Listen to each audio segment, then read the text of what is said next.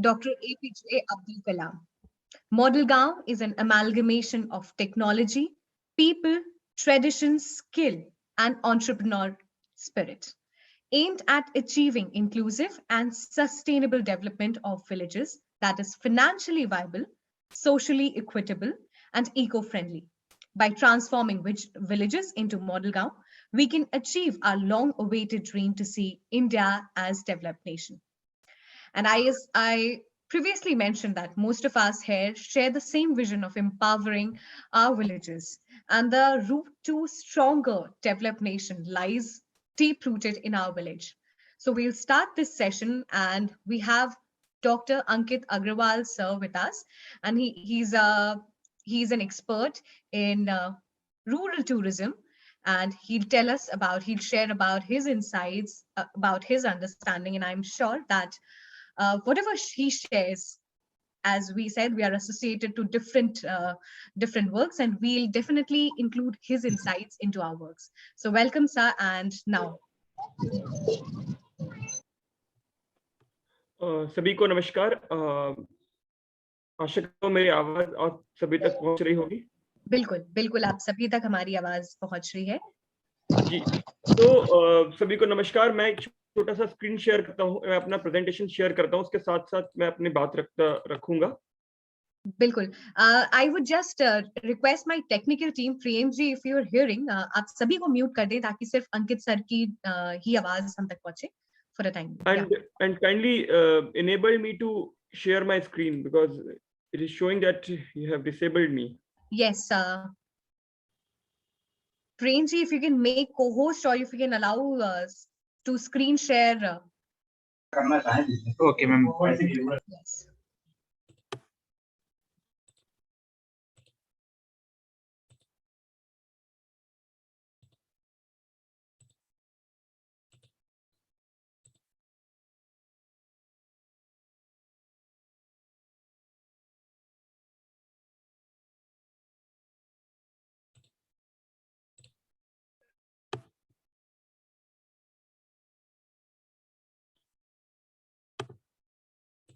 Have you got the access, Ankit ji? No, not yet.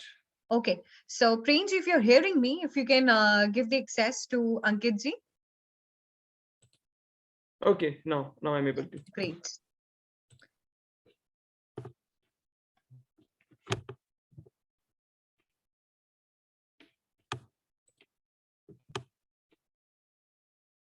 Okay, so ये full screen दिख रहा है आप सभी को? Yes, it's very much visible, sir, and your voice is also clear. Okay, so today I'm going to talk about rural tourism or agri-tourism. तो ये जो कहानी है, जो पूरा मेरा काम है, वो सिर्फ इसी पर है कि how can we transform a village into a tourist village. हमारे गांव जो जिनको हमने बहुत सारी मेहनत के बाद, बहुत सारे उसमें एफर्ट्स के बाद उनको जब हमने आदर्श ग्राम बनाया, तो वो आदर्श ग्राम को हम आदर्श पर्यटन ग्राम कैसे बना सकते हैं। तो ये जितना भी मेरा काम है वो उसी से जुड़ा हुआ है। मैं ग्वालियर जीवाजी यूनिवर्सिटी में पढ़ाता हूँ, मेरा पीएचडी भी इसी विषय से जुड़ा हुआ है, benchmarking the potential of rural tourism in India. तो मेरे पूरा कार्य, और ये पिछले दिनों से मैं जितना भी काम कर रहा हूँ पिछले 5-6 सालों से, वो उसी क्षेत्र में है कि हम कैसे करके ज्यादा से ज्यादा ग्रामीण पर्यटन स्थलों को तैयार कर सकें। जैसा आप सभी को पता होगा कि प्रधानमंत्री जी ने 2004 में सांसद आदर्श ग्राम योजना शुरू की थी। उसी समय मेरे दिमाग में ये आया था कि सिर्फ आदर्श ग्राम ही क्यों, आदर्श पर्यटन ग्राम क्यों नहीं, कैसे हम उन सारे आदर्श ग्रामों को आदर्श पर्यटन ग्राम बना सकते हैं। अगर गवर्नमेंट उतने सारे एफर्ट्स, या आप जैसे सभी समाज सेवी लोग उतने सारे एफर्ट्स लगाकर हम गांव को तैयार कर रहे हैं, अगर हमने उन गांवों में आदर्श पर्यटन ग्राम तैयार कर लिए कुछ, तो हमारे पास कितने सारे जगह नए टूरिज्म डेस्टिनेशन तैयार हो जाएंगे और हम उसके माध्यम से कितने सारे लोगों को रोजगार देने में सक्षम रहेंगे।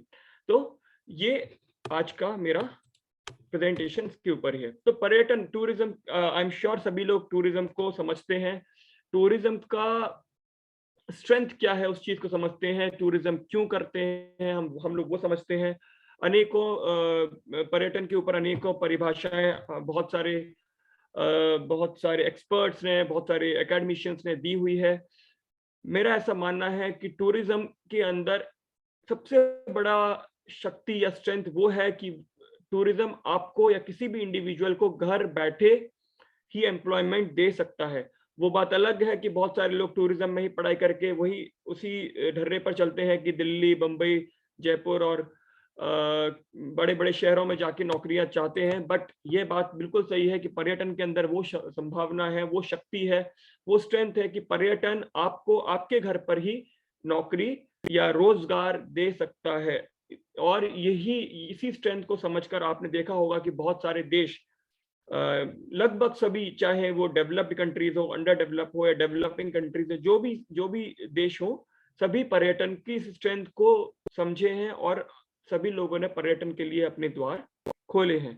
तो पर्यटन के बाद पर्यटन का ही एक और फॉर्म है, टूरिज्म का एक और फॉर्म है जिसको हम लोग रूरल टूरिज्म बोलते हैं, या उसका एक घटक जिसको ग्रामीण पर्यटन बोलते हैं। ये सिंपल सी बात है कि ग्रामीण पर्यटन मतलब वो स्थान जहां पर हमारी ग्रामीण संस्कृति रहती है, वो स्थान जो नॉन अर्बन है, जो गैर शहरी है, उन सब स्थानों पर होने वाले पर्यटन को हम ग्रामीण पर्यटन बोलते हैं। ग्रामीण पर्यटन में बहुत सारे अलग अलग पर्यटन आते हैं, जिसमें से जो गांव में होने वाला पर्यटन, जिसको हम लोग इनडायरेक्टली जिसको हम लोग विलेज टूरिज्म कहते हैं,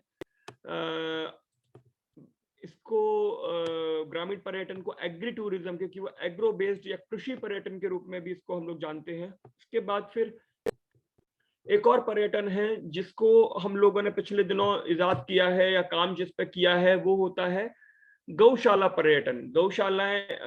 गौशाला के अंदर पर्यटन की संभावना, इस पर भी हम लोगों ने काम किया है। उसकी मैं पूरी केस स्टडी आज अभी आप लोगों को उसी के ऊपर बात करूंगा। तो क्या है, ग्रामीण जीवन से जुड़ा हुआ पर्यटन ही हमारा क्या होता है, ग्रामीण पर्यटन। अब इस सब की जरूरत क्यों है? क्योंकि हमको पता है, मेरा जैसा मानना है, मेरी आइडियोलॉजी क्या बोलती है, मेरी सोच क्या बोलती है, कि भारत का पर्यटन दिल्ली, आगरा, जयपुर, मनाली, गोवा, कोडाईकनाल, दार्जिलिंग, आप क्या बोलते हैं, नैनीताल, इन सब से बहुत आगे है।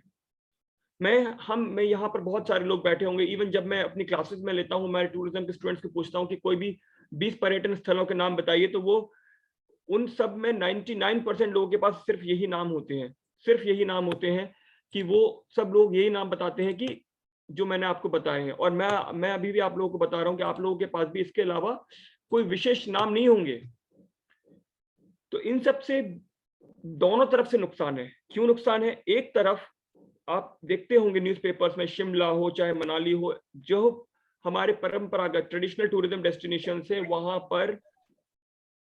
पर ओवर क्राउडिंग की वजह से कितने सारे इश्यूज आ रहे हैं। इवन जो वहां के रिसोर्सेज हैं वो दिन पर दिन खत्म हो रहे जा रहे हैं। लोकल्स को पर्यटन से इश्यू होने लगा है, लोकल्स कहने लगे हैं कि माउंटेन्स आर नॉट कॉलिंग, अब हमारे यहाँ मत आइए। क्यों हो रहा है ये? कि एक तरफ तो वो है कि जिसकी डिमांड इतनी ज्यादा है कि हर कोई वहां भाग रहा है, एक तरफ वैसे ही या उससे भी अच्छे पर्यटन के स्थान है जहां पर टूरिस्ट नहीं जा रहा है।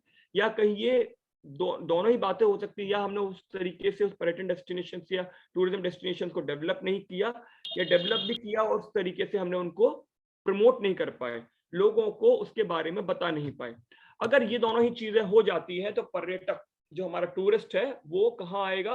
उन्हीं स्थानों पे आएगा या उन्हीं अल्टरनेटिव डेस्टिनेशंस पे जाएगा, क्योंकि वो भी जाना चाहता है। आप लोगों ने पिछले दिनों देखा होगा, जब से कोरोना आया उसके बाद एक बात शुरू छिड़ने लगी कि देखो अपना देश।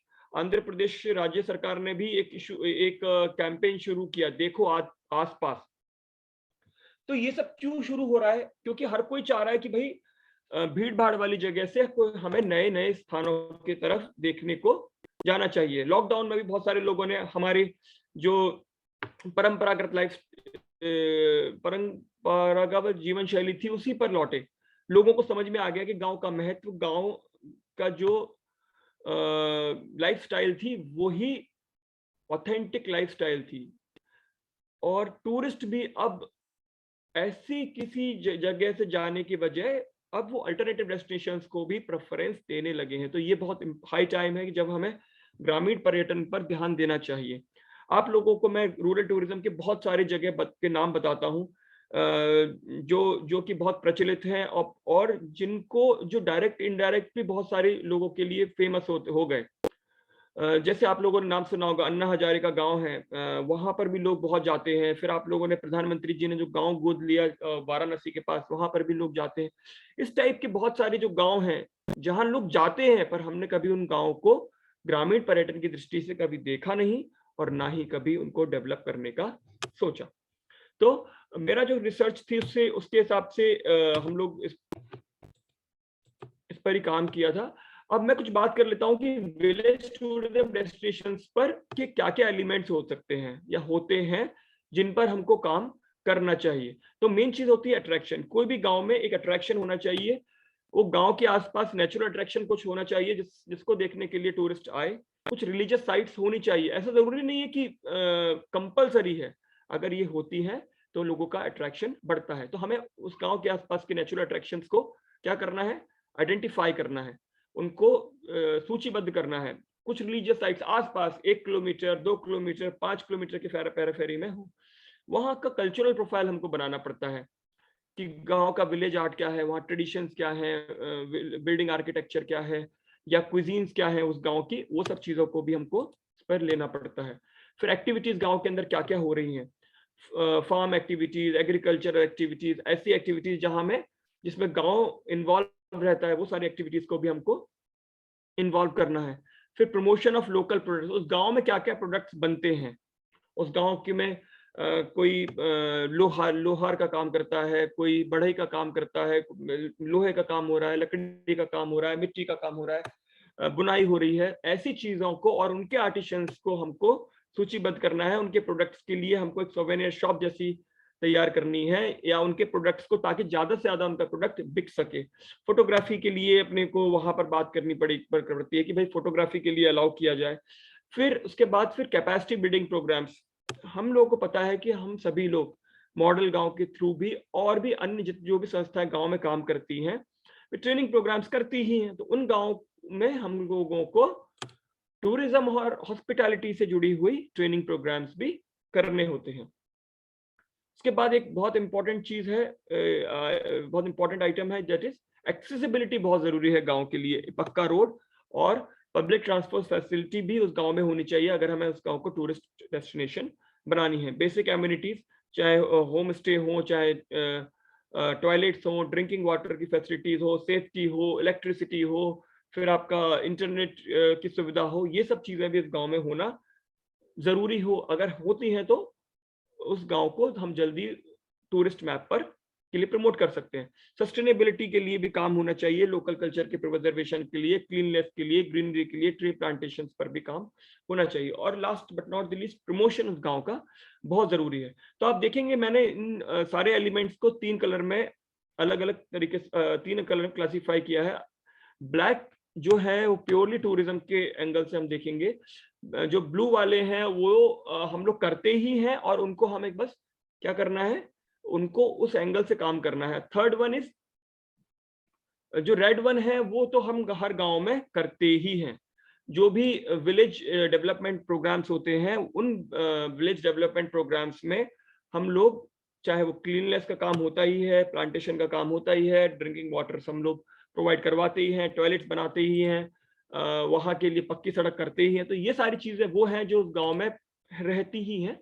हमें उन गांव में जो पहले से ही एलिमेंट्स अवेलेबल हैं, उन एलिमेंट्स के साथ कुछ टूरिज्म एलिमेंट्स को जोड़ने पर हमारे ये टूरिज्म प्रोडक्ट का या टूरिज्म डेस्टिनेशंस के जो इंपॉर्टेंट एलिमेंट्स हैं वो हमारे पास आ जाने से हम उसको डेस्टिनेशन बनाने में मदद मिलती है।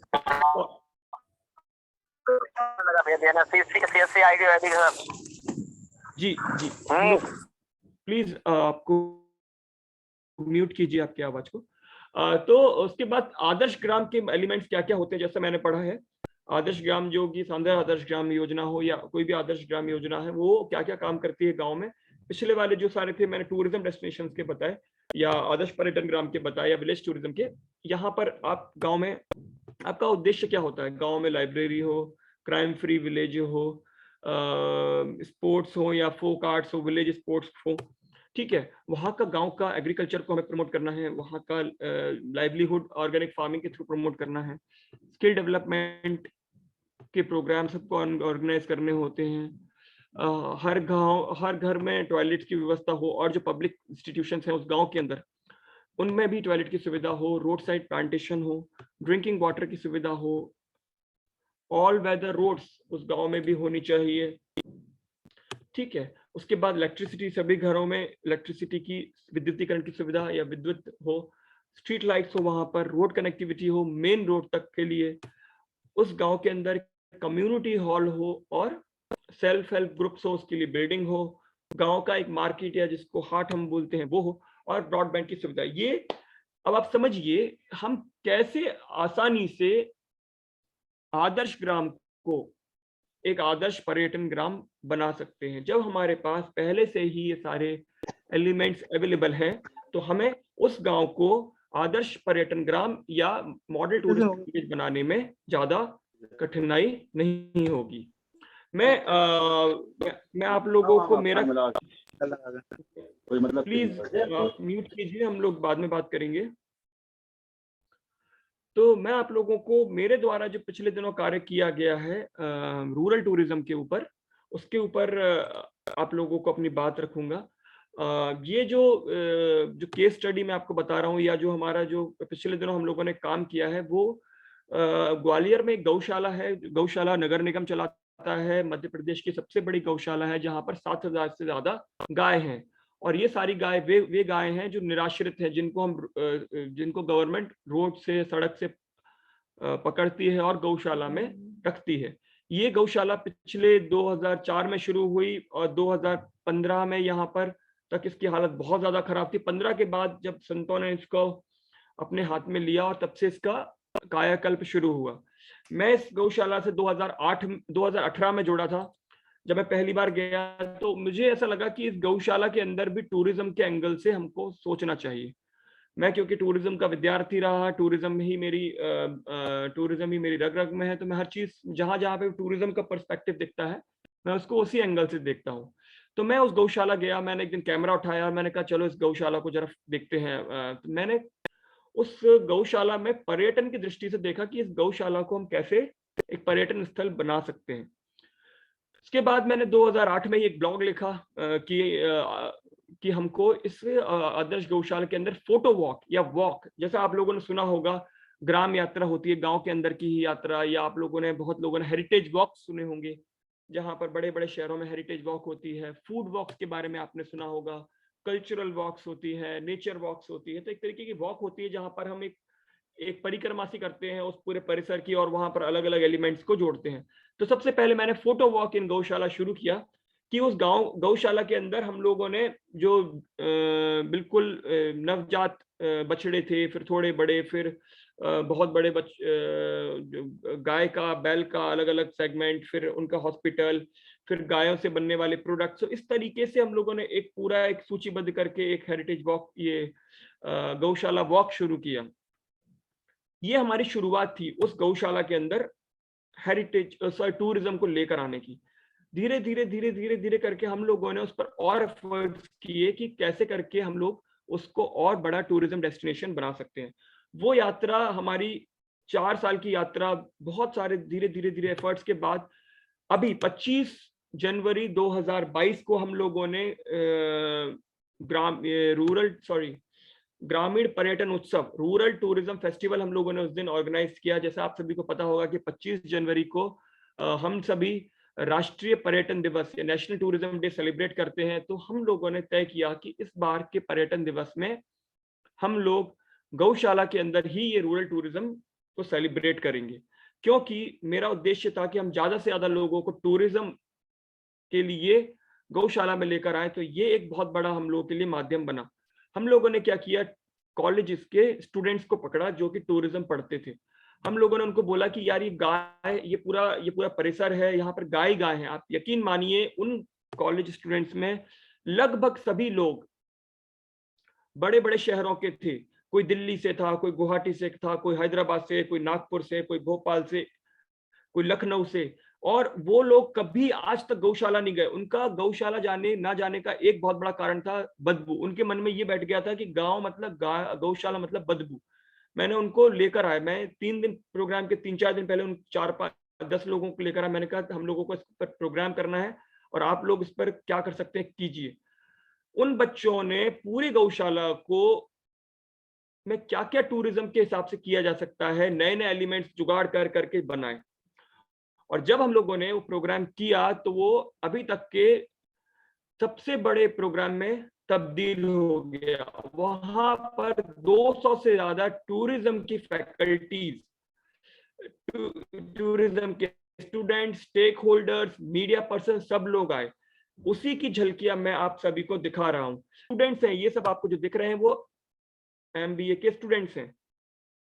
हेलो, मेरी आवाज आ रही है? जी सर, आ रही है बिल्कुल।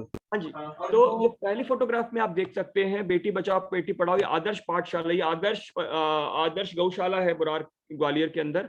ये सब एमबीए के स्टूडेंट्स हैं। आगे के 2 बच्चों को छोड़ के पीछे सब एमबीए के स्टूडेंट्स हैं। उन लोगों ने आदर्श पाठशाला बनाई। उन्होंने कहा जब लोग जब गांव दिखा रहे हैं तो गांव की पाठशाला भी होनी चाहिए। दूसरी फोटोज में आप देख सकते हैं, ये हम लोग सब इकट्ठे हुए हैं और ये सभी लोग वॉक पर जाने के लिए निकले हैं। ट्रेडिशनल वेलकम गांव में किस तरीके से किया जाता है, हमने सभी अतिथियों का सत्कार के लिए इस तरीके से किया। गांव में आने वाले अतिथियों को ये भी बताना जरूरी है कि जो ऑक्सीजन आप ले रहे हैं वो कहाँ से आ रही है, उसका सोर्स हमारे पेड़ हैं। तो पेड़ों का सिर्फ वृक्षारोपण ही नहीं, उनका आगे जाके भी संरक्षण बहुत जरूरी है। ये भी संकल्प हम दिलाया जाता है। उसी की गाय आपको दिख रही है, ये गौशाला की गाय है। ये कुछ चीजें हैं जो बच्चों ने वहां पर बनाई, जहां पर आप लोगों ने, क्योंकि एग्री टूरिज्म भी हम लोग का टूरिज्म, रूरल टूरिज्म का बहुत बड़ा सेगमेंट है। तो एग्री टूरिज्म हमारे यहाँ इसको बिजूका बोलते हैं, बहुत लोग इसको काक भगोड़ा बोलते हैं, क्रेक क्रॉ भी बोलते हैं इसको। ये भी बच्चों ने बनाया, झोपड़ी बच्चों ने बनाई। आप देख सकते हैं यहाँ पर ये कुआं भी बनाया है। कुएं में जो आप ईंटें देख रहे हैं ये सब गोबर की बनी हुई ईंटें हैं। उसके ऊपर हम लोग एक जो फोटो आप देख रहे हैं जिसमें स्वामी जी खड़े हुए हैं, ये जो जगह है ये हम लोग ऑर्गेनिक फार्मिंग, जो भी टूरिस्ट गौशाला में आता है, जो भी विजिटर गौशाला में आता है, हम उसको बताते हैं कि ऑर्गेनिक फार्मिंग क्या होता है। हम ऑर्गेनिक फार्मिंग को विशुद्ध रूप से नल्ला फ्री, नाला, क्योंकि हम लोग जानते हैं, बहुत सारे लोग जानते हैं कि बहुत सारे स्थानों पर जो खेती होती है या जो सब्जियां आती है वो नाले के पानी से आती हैं। तो हम लोगों को बताते हैं कि यार कि ये इस तरीके की जो खेती है वो पेस्टिसाइड फ्री और इंसेक्टिसाइड फ्री फार्मिंग किस तरीके से होती है और उसके क्या फायदे होते हैं। उसके बाद जो हम लोगों ने उस गांव में किया, या जो आदर्श ये गौशाला में किया, वहां पर हम लोगों ने ट्रैक्टर सजाया। वहां पर भूसे में, जहाँ पर टूरिस्ट के रूप में जब हमारे प्रतिभा किया है तो उन्होंने बहुत सारे फोटोज खींचे। हम लोगों ने उसमें बैलगाड़ी लगाई। नीचे आप जो बच्चे आते हैं, जो भी लोग आते हैं, जो भी उस दिन आए, उनको परंपरागत तरीके से भोजन कराना, जमीन में बैठा के, और कोई प्लास्टिक का उपयोग नहीं, कोई आधुनिकता नहीं, सिर्फ और सिर्फ ऑथेंटिक लाइफ, कुछ भी उसमें मॉडिफिकेशन वाला काम उसमें नहीं। अगले प्रोग्राम में आप देख सकते हैं जो जो बच्चे हैं वो स्थानीय बच्चे थे, जो कि वहां पर एक अंधाश्रम है वहां से आए थे। और ये सभी बच्चे देख नहीं सकते हैं, पर इनके गायन ने, इनके जो फोक म्यूजिक ने सभी लोगों का मन जीत लिया। फिर हम लोगों ने ग्रामीण खेलों का भी उसमें आयोजन किया था। तो आप देख सकते हैं अलग अलग प्रकार के खेल उस दिन वहां पर किए गए। आप देख सकते हैं ये जो खेल सब वहां पर लोगों ने किए। और ये सभी लोग अलग अलग शहर के अलग अलग स्थानों से आए हुए बच्चे हैं, जो कि अपने मोबाइल की दुनिया में गुम कर उन्होंने ये सब खेल खेलना भूल गए हैं। उनको अब समझ में नहीं आता कि ये खेल कैसे खेले जाते हैं। हमने उनको एक मौका दिया कि आइए, ये भी एक खेल है। वो क्या, उनके जो पेरेंट्स भी आए थे या उनके जो बाकी लोग भी आए थे, वे लोग भी अपनी, जिसको नॉस्टैल्जिया कहते हैं, उसमें खो गए।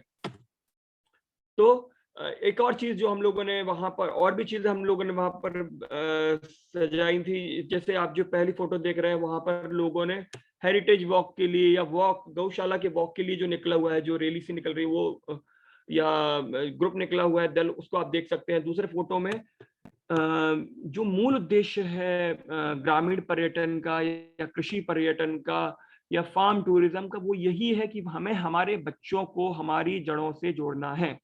आप सभी लोग, जो लोग बड़े शहरों में रहते हैं, मेरे जैसा भी व्यक्ति या मेरे बच्चे, हम लोगों को दूध का नाम बताएंगे तो दूध हम लोगों को इतना ही पता होगा कि दूध आता है अमूल से, दूध आता है जो हमारे यहाँ लोकल प्रोडक्ट है सांची से, या दूध कौन लाता है, दूध वाला भैया लाता है। हमें नहीं पता कि दूध कहाँ से आता है, हमारे बच्चों को नहीं पता, उनको पता है पैकेट मिल्क। दूध गाय का है कि भैंस का है, गाय वो देसी गाय है कि जर्सी गाय है, नहीं पता है। तो यहाँ पर आके वो बच्चे सीखते हैं कि गाय का दूध कैसे निकलता है। और जो लोग इसमें इस चैट इसमें सेशन में बैठे हुए, वो लोग समझते होंगे कि इसका क्या अनुभव रहा होगा, जिन्होंने भी ट्राई किया है कि डायरेक्ट दूध निकालना और डायरेक्ट दूध पीना, कि उसका क्या कितना अनुभव होता है। तीसरे फोटो में आप देख सकते हैं, जो एक स्टूडेंट है, वो नागपुर की स्टूडेंट है, उसने अपने हाथों से चूल्हा बनाना सीखा और उसको इतना अच्छा अनुभव रहा कि उसने बताया कि ये पहली बार हुआ है उनको। उनके लिए तो चूल्हा जैसी कोई चीज होती ही नहीं है। उन्होंने कहा कि हम लोग तो पहले एलपीजी गैस पे बनाते थे और आजकल इलेक्ट्रॉनिक हीटर्स पे बनाते हैं। चौथी फोटो में आप देख सकते हैं, ये हम लोगों ने चौपाल बनाई थी। चौपाल में एक सरपंच जी बैठे हुए हैं बीच में, और चारों तरफ किस तरीके से बातें चल रही हैं, अन्य अन्य विषय कुछ भी हो सकते हैं, और उन पर चर्चाएं। तो ये सारी चीज जो थी वो एक परिकल्पना पे हम लोगों ने काम किया। पिछले 2-3 साल के एफर्ट्स के बाद हम लोगों ने गौशाला को as a rural tourism destination, as a tourism destination दुनिया के सामने रखा। और अब वो डेस्टिनेशन लोगों की निगाह में, अब वो आम गौशाला लोगों की निगाह में एक पर्यटन स्थल बन चुकी है। जितने भी लोग आए थे, वे जब घर गए, उन्होंने दुनिया भर को फोटोग्राफ्स डाले। लोग हमसे पूछते हैं कि अगला कार्यक्रम कब है। जो बच्चे कहीं जाते नहीं थे, अब वो हमसे पूछ रहे हैं, सर अगला कार्यक्रम कब है। उन्होंने फोटोज डाले, उन्होंने अपने मम्मी पापा को बताया कि पापा आप भी जब ग्वालियर आएंगे तो मैं आपको इस जगह पर लेकर जाऊंगी।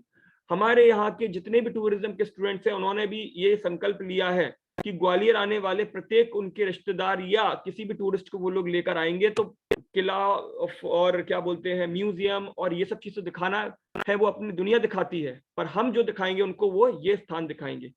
तो ये सारी चीजों के एफर्ट्स के बाद हम लोगों ने इस स्थान को एक ग्रामीण पर्यटन स्थल के रूप में विकसित किया है। इसके अलावा और भी जो जगह है जिन पर हम लोग काम कर रहे हैं, वो एक रानी घाटी करके जगह है ग्वालियर से 55 किलोमीटर दूर, जहाँ पर छोटी सी गढ़ी है, गौशाला भी एक छोटी सी, वहां पर ऑर्गेनिक फार्मिंग होती है, ट्रैकिंग होती है, कुछ वहां पर आर्कियोलॉजिकल रिमेन्स भी हैं। तो हम उस पर भी काम कर रहे हैं, क्योंकि वो गांव से जुड़ा हुआ मामला है और गांव है उसके पास में बनेहरी। उस गांव में को हम लोग चैनलाइज करके सारी चीजों को एक सूचीबद्ध करके उस गांव में कैसे पर्यटन शुरू किया जाए, उस पर काम कर रहे हैं। एक सरा फार्म है यहाँ पर ग्वालियर से करीब 25 किलोमीटर दूर है, जहाँ पर भी हम लोग एग्री टूरिज्म, वो प्योरली एग्री बेस्ड एक्टिविटी है, क्योंकि वो खेतों के बीच में किसी का घर है और वो टूरिस्ट को एंटरटेन करते हैं हमारे माध्यम से। और हम उन लोगों को ज्यादा से ज्यादा कोशिश कर रहे हैं कि उनके जो प्रोडक्ट को ज्यादा से ज्यादा सपोर्ट कर सकें। इसके बाद बेहट एक जगह है, आप लोगों ने नाम सुना होगा तानसेन का, जो कि अकबर के नवरत्नों में थे। तानसेन की जन्मस्थली है बेहट, वहां पर भी हम लोग इस पर काम कर रहे हैं, क्योंकि टूरिस्ट उस गांव में तो आता है पर उस गांव में रुकता नहीं है। क्यों नहीं रुकता? क्योंकि अभी तक हमने उस गांव को टूरिज्म के पर्सपेक्टिव से तैयार नहीं किया है। अभी हम लोग वहाँ और भी जो अन्य गतिविधियां हैं, चाहे वो फार्मिंग की हो, चाहे वो विलेज लाइफ हो, चाहे वहां पर खाने पीने का व्यवस्था हो, अगर जैसे हम वो करेंगे, हम उस गांव को भी इस लिस्ट में जोड़ेंगे। एक और गांव है जिसका नाम है बरई। बरई एक जगह है ग्वालियर से करीब 30 किलोमीटर दूर। बरई बहुत फेमस है पानों की खेती के लिए। पानों की खेती अन्य परंपरागत खेती से थोड़ी अलग होती है। तो मैं अपने स्टूडेंट्स को लेकर और भी बहुत सारे लोगों को लेकर उस गांव में जाता हूँ और उनको बताता हूँ कि पान जो आप लोग खाते हैं, चाहे वो मगही पान हो, चाहे वो बनारसी पान हो, चाहे वो कोई भी पान हो, वो कितना कठिन होता है उस पान की खेती। उस पान की खेती को एग्रीकल्चर बोलते हैं ना, कल्चर, उस कल्चर को आप समझिए, खेती के कल्चर को आप समझिए कि वो लोग कैसे नंगे पैर उस खेत को, वो खेती में चारों तरफ दीवारें बनाई जाती हैं और उसमें छोटा सा गेट होता है कमरा नुमा, और ऊपर रूफ नहीं होती है, छपड़ा लगा होता है, उस कमरे का मेंटेन करना पड़ता है टेम्परेचर, और बहुत कठिन वो खेती है, तो उसके लिए लोग जाते हैं। फिर वहाँ की विलेज लाइफ को दिखाते हैं, वहाँ ऑथेंटिक क्या खाना मिलता है, वहाँ का विलेज आर्किटेक्चर, वहाँ पर एक ASI का मॉन्यूमेंट भी है। तो ऐसे करके बहुत सारी चीज़ों को हम लोग काम कर रहे हैं। तो ये सब चीज़ें हैं जिन पर हम लोगों ने काम पिछले दिनों कर रहे हैं, और पूर्व में भी अगर आप लोग, मैं आपको अपना वेबसाइट शेयर करूँगा, वहाँ पर हम लोगों ने काम किया है। जनवार करके एक गाँव है मध्य प्रदेश में। आप लोगों ने, अगर कुछ लोगों ने नाम सुना हो जनवार, अगर आप लोग नेटफ्लिक्स देखते हो तो वहाँ पर स्केट स्केट गर्ल करके एक फ़िल्म आई थी। उसने बहुत-बहुत काम, स्केट गर्ल आप लोग देखेंगे तो उन्होंने उस गाँव की जो ट्रांसफ़ॉर्मेशन की स्टोरी है उसको मैंने कवर किया है। कैसे हम लोग एक गाँव को, सामान्य गाँव को पर्यटन ग्राम बना सकते हैं। फिर पड़ावली पर भी मैंने काम किया है रिसर्च के माध्यम से। तो ऐसी बहुत सारी स्टोरीज़ हैं जो जिन पर मैंने काम किया है, जहाँ-जहाँ पे मैं गया भी हूँ, और इन सब पर मैं काम कर रहा हूँ। तो इसके साथ ही मैं अपनी बात को, अपनी वाणी को आराम देता हूँ, और आपके पास वापस आता हूँ। धन्यवाद जी।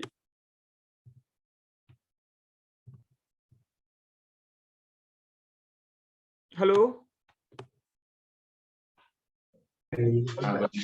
हाय सर, बोलिए। जी, जी, जी। हाँ, 2 पेज तो निकाल। क्या करना है? फाइल निकाल के ना उस पे वो लिख देना। फाइल में लगाओ ना, पुरानी लगी हुई है क्या? Thank you Ankit sir. हमारे साथ विकल्प कुलसे सर जुड़े हुए हैं। मैं सर से निवेदन करता हूँ, प्लीज अगर आप सुन पा रहे हैं मुझे।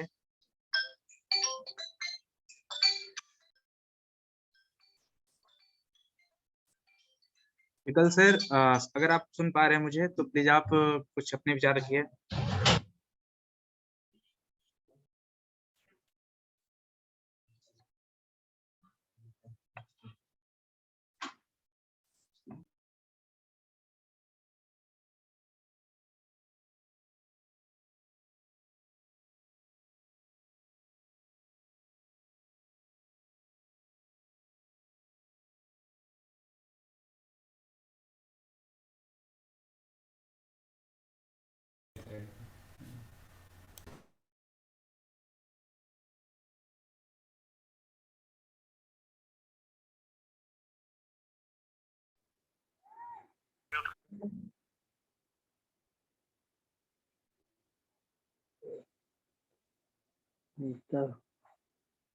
विकल्प सर अनम्यूट कीजिए, आपकी आवाज नहीं आ रही है।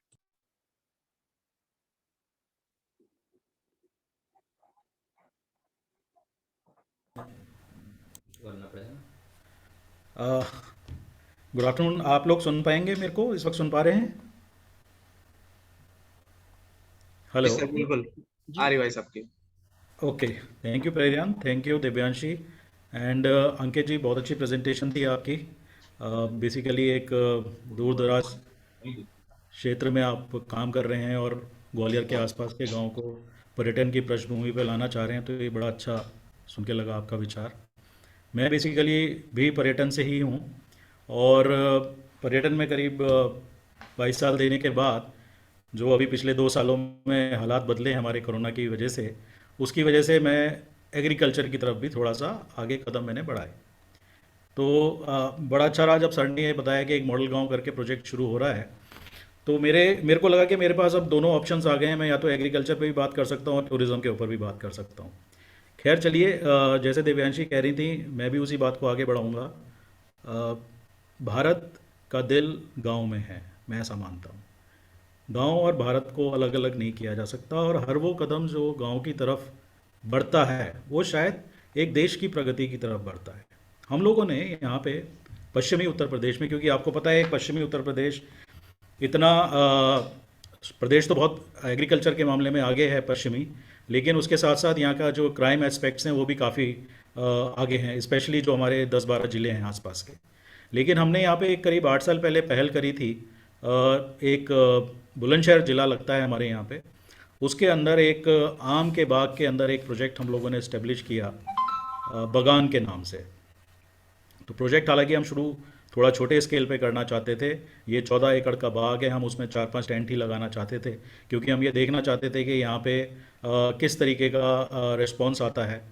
तो खैर वो प्रोजेक्ट काफ़ी बड़ा बन गया, अब वहाँ पे 50 कमरे हैं और पूरा स्विमिंग पूल, कॉन्फ्रेंस हॉल, जो चीज़ें होती हैं वो तो हैं ही, जो मॉडर्न कहते हैं जिसको, लेकिन उसमें पूरे गांव का भी परिवेश है, क्योंकि ये गांव के अंदर है। और जो सबसे अच्छी चीज़ इस दौरान मैंने देखी इस जर्नी में, वो ये देखी जो सामाजिक सोच थी हमारी गांव की, वो बदली एक टूरिस्ट को वेलकम करने के लिए। ये बहुत इम्पोर्टेंट होता है।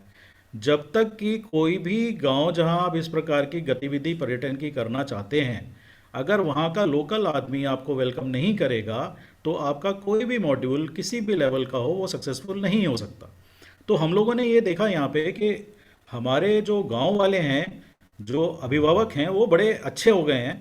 और हमें तो ऐसा लगने लगा कि हमारी बाउंड्री अब असीमित हो गई है, क्योंकि अब तो गांव के दरवाजे पे जब टूरिस्ट आता है तो उसको वो लेके खुद होटल तक भी आ जाते हैं। अगर किसी प्रकार की टूरिस्ट को दिक्कतें आ रही होती हैं, क्योंकि जो बड़ी गाड़ी लेके चलते हैं उनको बैलगाड़ी वाला मॉडल नहीं पता, मैं ऐसे बोलूँ तो वो गांव में आते हैं, गांव में कई बार सड़कें ख़राब होती हैं, तो वो थोड़ा डरते थे, या रात में आ रहे हैं तो थोड़ा डरते थे, क्योंकि हम बिल्कुल ऐसी जगह पे हैं जहाँ पे सिर्फ 100 किलोमीटर के दायरे में मैं ये कह सकता हूँ या तो गंगा है या फिर आम के बाग हैं, और उसके अलावा कुछ नहीं है। और फिर गांव आ जाते हैं जो 20-20 घरों के वाले गांव होते हैं, उस तरीके से था। तो सबसे अच्छी चीज़ ये देखने को मिली कि यहाँ पे बदलाव आया, एक एक एक सोच में बदलाव आया गांव की। फिर दूसरी चीज़ देखी कि जब जो हमारे बच्चे गांव से नौकरियां नहीं मिलती थी, वो बाहर जाके नौकरियां कर रहे थे पर्यटन के क्षेत्र में ही, वो धीरे धीरे वापस आ गए। तो कम से कम आज हमारे पास यहाँ पे करीब 50 का स्टाफ है मिनिमम, आई वुड से। और ये 50 का स्टाफ में से करीब 40 हमारे आसपास के 10, 12, 15 किलोमीटर के गांव के ही बच्चे हैं। और बड़ा अच्छा लगा कि ये वही बच्चे हैं जिनको हम बाहर जाके तारीफ करते हैं, दूसरे होटलों में या कहीं पर्यटन में नौकरी करते हैं, और ये हमारे इन्हीं गांव के हैं। तो इससे हमारी गांव के साथ भी एक बॉन्डिंग्स बड़ी अच्छी होने लगी। और सोच तो बदली चुकी थी, गांव के बच्चों को इकोनॉमिकली भी हम लोगों ने स्ट्रॉन्ग करना शुरू कर दिया। देखिए, घर से दूर रहना भी एक कष्ट होता है हर जने के लिए। तो जब ये बच्चे वापस गांव में आए, तो इनके परिवार वालों का भी सोच मतलब एक जिम्मेदारी बढ़ गई हमारे प्रोजेक्ट के लिए। तीसरा क्या हुआ कि गांव में जो प्रगति थी, वो देखने को मिली। गांव वालों ने आगे बढ़ के रोडों को ठीक करना, मरम्मत करना, और कुछ सरकार ने भी किया उसमें, क्योंकि ये पहला प्रोजेक्ट है पश्चिमी उत्तर प्रदेश का जो देहात में एस्टेब्लिश हुआ, और सरकार ने उसमें मदद करी हमारी। इसकी लाइन में अब धीरे धीरे आपको मैं बता दूं, यहाँ पे मेरठ है, बुलंदशहर है, मुजफ्फरनगर है, ऐसे और 5-6 जिलों में करीब 8 प्रोजेक्ट्स और आ चुके हैं। तो देखिए, सबसे ज़्यादा ज़रूरी एक चीज़ और भी होती है, कोई प्रोजेक्ट किसी भी लेवल का कहीं भी आप गांव में डालेंगे, उसकी एक इकोनॉमिक वायबिलिटी भी आना ज़रूरी है।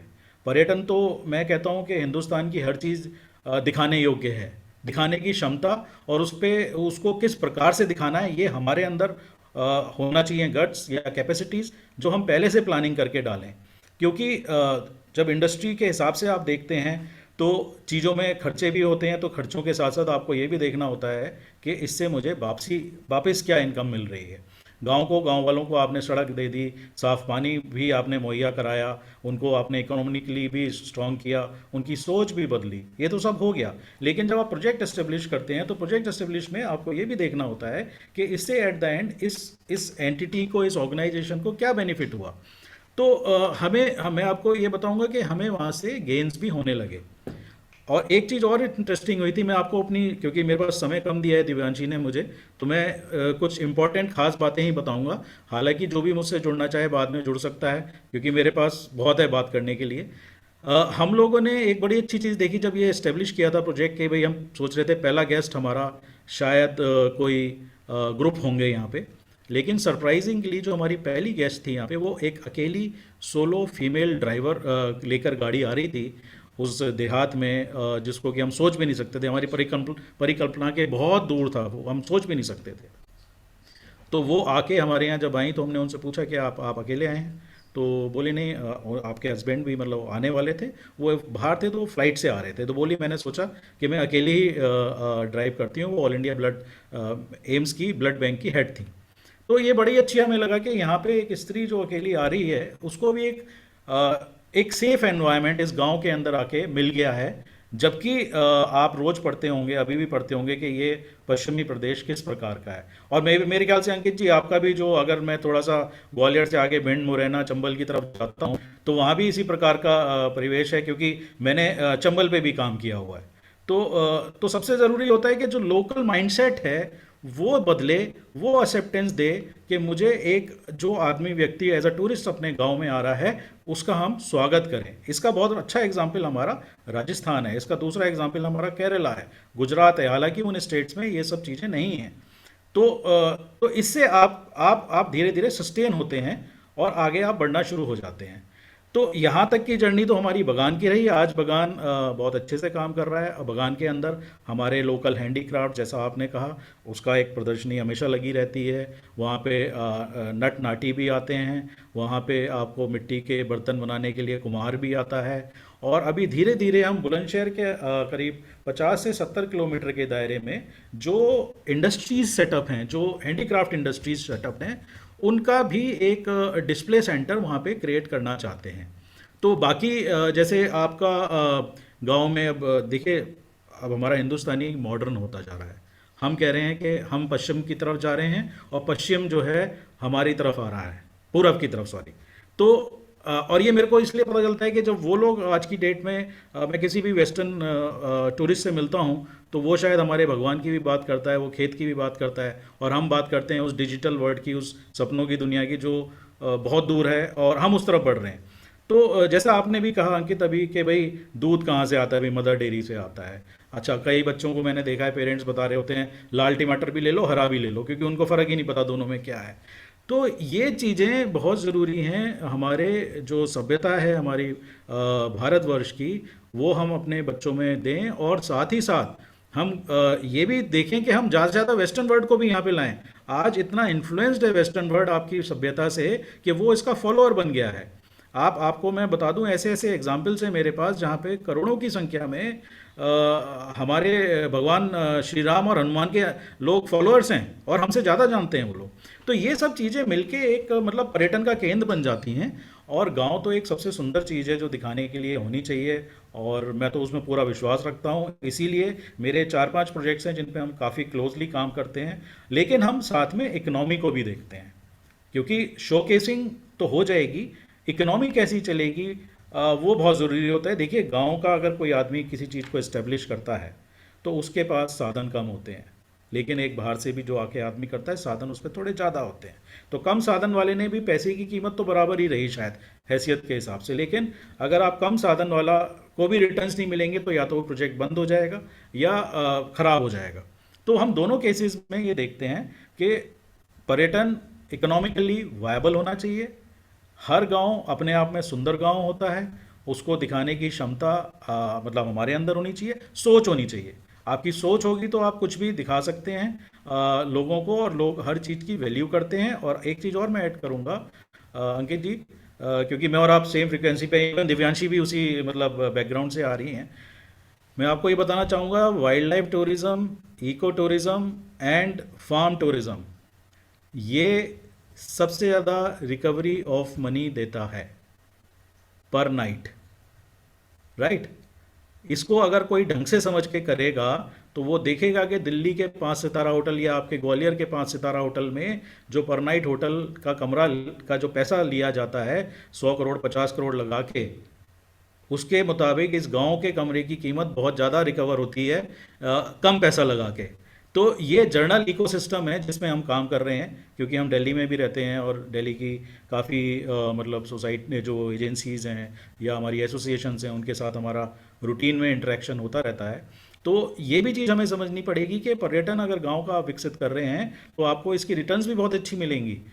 बात सिर्फ इतनी सी है कि हम उसको किस तरीके से दिखा रहे हैं।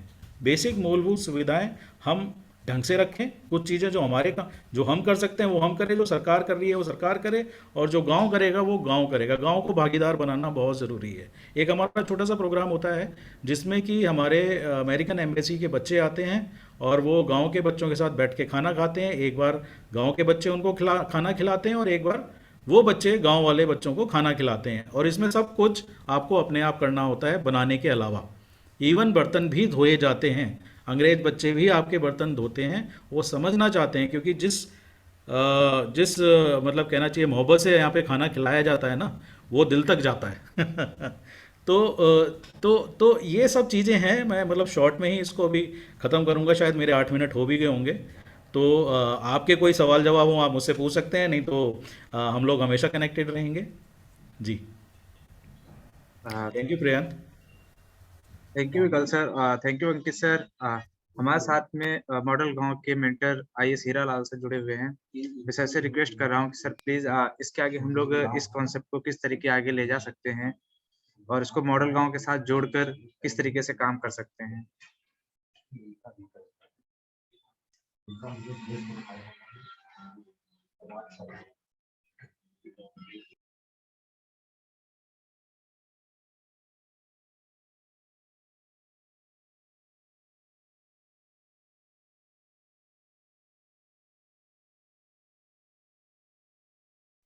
हाँ प्रियेंद्र, हेलो। हाँ जी सर, आ रही आवाज।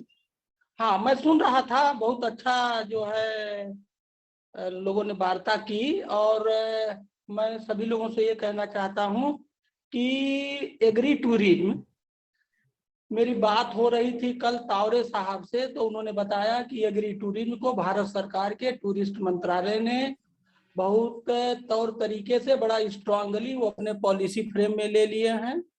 और जो उनका कॉन्सेप्ट, उन्होंने ये भी बताया कि उनका कोई अंडर सेक्रेटरी वहां उनके यहाँ रह करके ट्रेनिंग लेके आया है कुछ दिन। और यहाँ भी उत्तर प्रदेश जैसे सरकार है, बहुत सारी सरकार जो स्टेट गवर्नमेंट है, उन लोगों ने भी एग्री टूरिज्म को बड़े जोश खरोश से अपनाने के लिए और उसे उसके डेवलपमेंट के लिए काफी अच्छा प्रयास कर रहे हैं। तो मुझे ये लगता है कि इसका फ्यूचर बहुत ब्राइट है।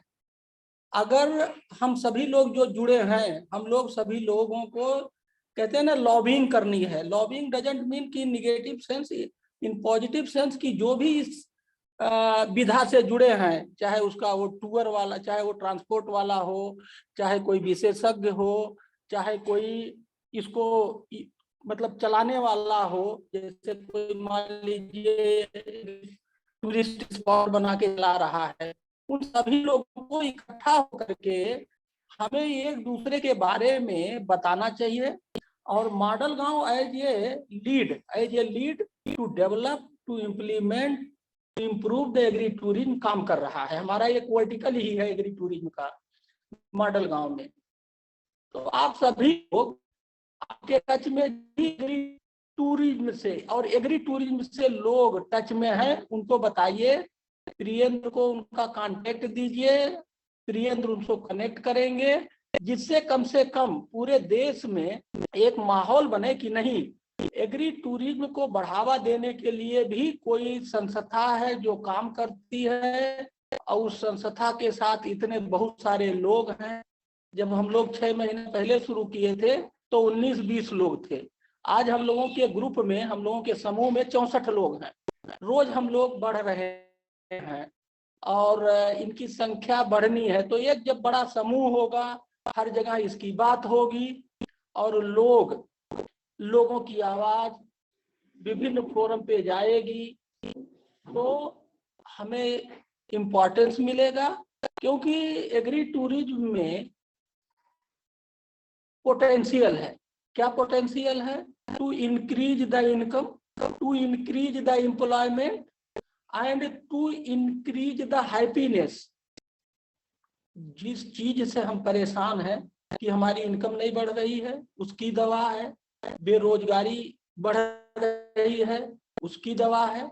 और हम लोग परेशान हैं, हमारा हैप्पीनेस कम हो रहा है, उसकी दवा है।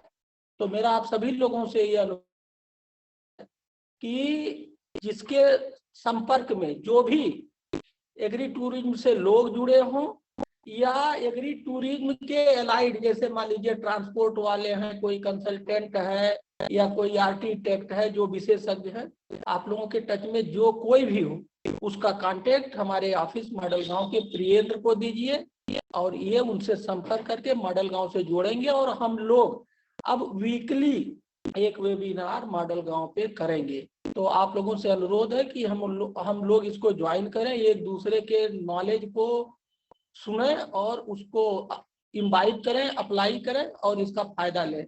अच्छी दिशा में हम लोग मूव कर रहे हैं। एक बड़ा पोटेंशियल क्षेत्र है एग्री टूरिज्म का।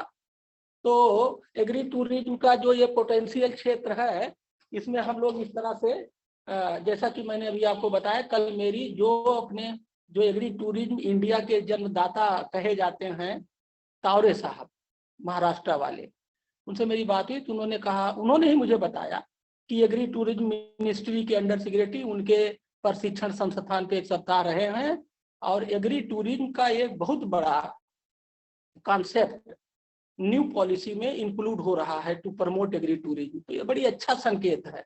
एग्री टूरिज्म में पंजाब और महाराष्ट्र में स्टेट पॉलिसी भी बन गई है।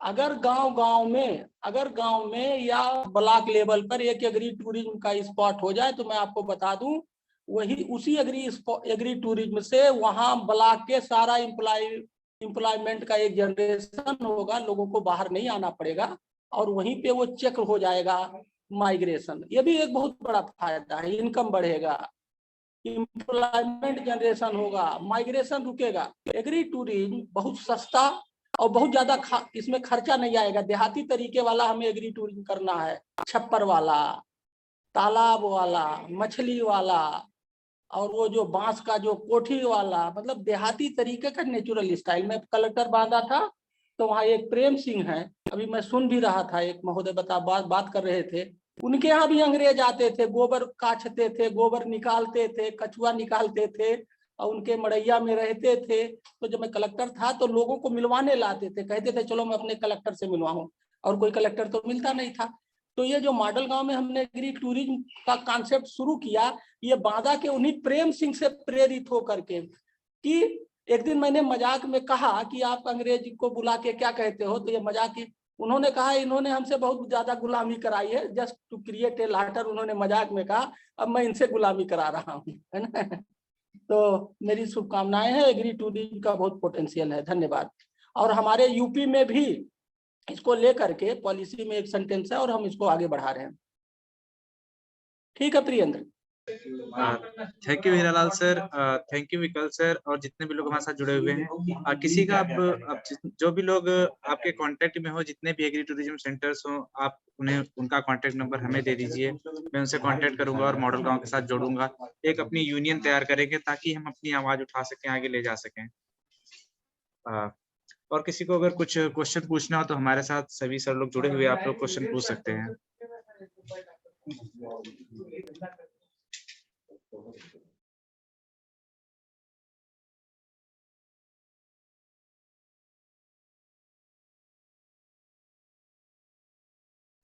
हमारे साथ कुछ लोग ऐसे भी जुड़े हुए हैं जो एग्री टूरिज्म के बारे में नहीं जानते थे, उनको अच्छी इन्फॉर्मेशन मिली होगी इस प्लेटफॉर्म से। मैं चाहता हूं कि अगर उनके पास कोई क्वेश्चन हो एग्री टूरिज्म से रिलेटेड तो आप लोग पूछ सकते हैं सर।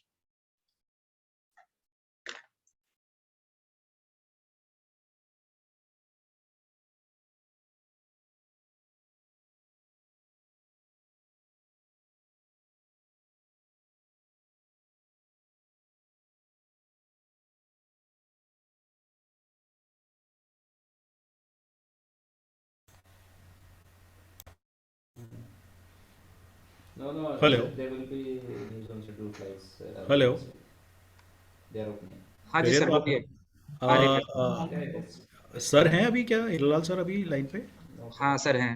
Yeah. सर मेरी आपसे एक रिक्वेस्ट है, जो अपना यूपी के अंदर पॉलिसी है एग्री टूरिज्म की, उसका अगर कहीं से कुछ गाइडलाइंस मिल पाए तो sir that will be of great help, क्योंकि हम लोग कुछ और प्रोजेक्ट को भी इनिशिएट करना चाहते हैं, तो हम ये देखना चाहते हैं कि उसमें गवर्नमेंट के साथ हम क्या क्या चीज़ों को, टास्क को ले सकते हैं साथ में। तो अगर वो कहीं से सर पॉलिसी गाइडलाइंस मिले तो थोड़ा सा इजी हो जाएगा। हेलो हेलो सर, मेरी आवाज आ रही है? हेलो हेलो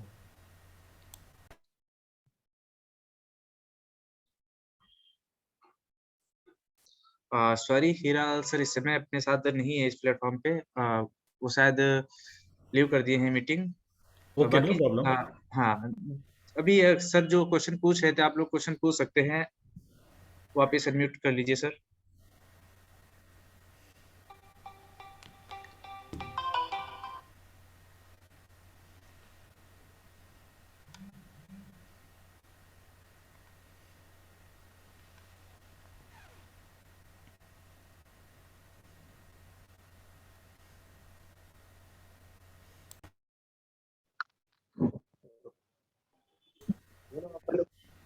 असल में झांसी से कुंज बिहारी शर्मा थोड़ी जानकारी चाहते हैं। हाँ जी सर बोलिए, स्वागत है आपका। आवाज थोड़ी देर आप थोड़ा देर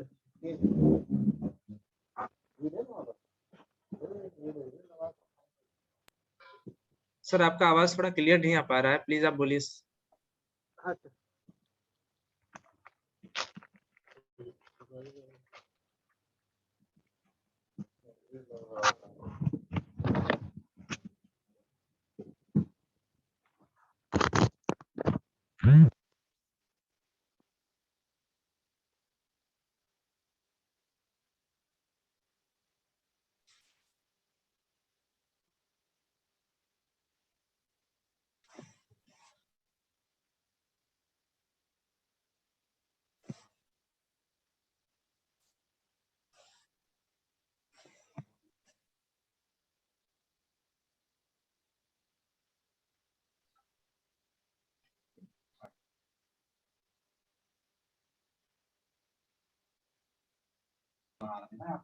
सर आपका आवाज नहीं आ रहा है कुंज बिहारी सर, प्लीज आप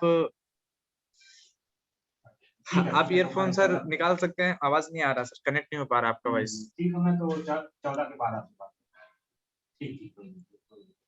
जब तक किसी और का क्वेश्चन हो आप लोग पूछ सकते हैं सर।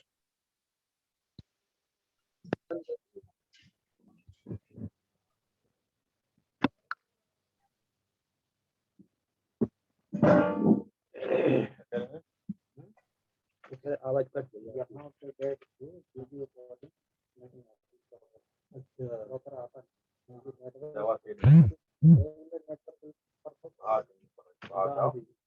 बाहर बैठ हाँ, अभी ऐसा करेंगे ना जिस दिन का वो है। Thank you Ankit sir, thank you Vikal sir, आप सभी लोगों को धन्यवाद जितने भी लोग हमारे साथ इस प्लेटफॉर्म पे जुड़े। इसी के साथ हम लोग इस मीटिंग को समाप्त करते हैं। नेक्स्ट टाइम हम लोग नेक्स्ट वीक में एक मीटिंग रखेंगे। आप लोगों के संपर्क में जो भी एग्री टूरिज्म बने हुए हैं आप उनकी डिटेल हमें शेयर कर दीजिए ताकि हम उनको अपने साथ जोड़ सकें। Thank you sir. Thank you पेरियन, thank you. ये पोस्ट करती है ना सब्जेक्ट क्या है। धन्यवाद वीरेंद्र जी, बहुत अच्छा कार्यक्रम आपने ऑर्गेनाइज